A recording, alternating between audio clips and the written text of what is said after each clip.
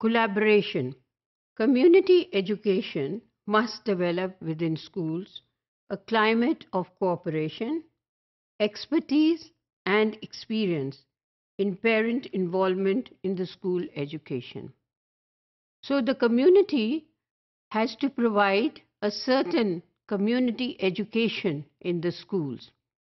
And this community education must have a climate of cooperation.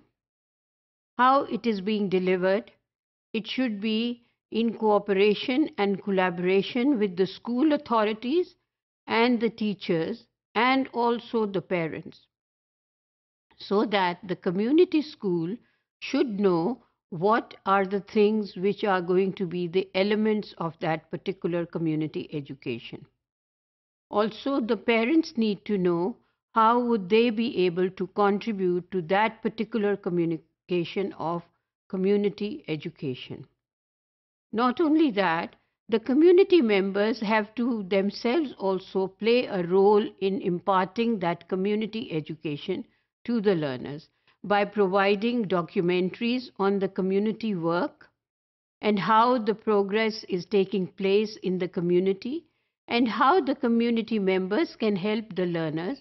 For example, there can be a documentary on the environment project that the community is running for that particular community. So the community education, which has to be imparted to the learners, and it has to show that the community is participating in imparting knowledge and information to the learners.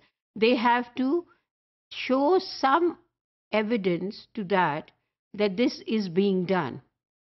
But the consent of the parents and the school authorities is very important in all respects. Most of the time, it has been noticed that people who are involved in these activities seldom know who is doing what.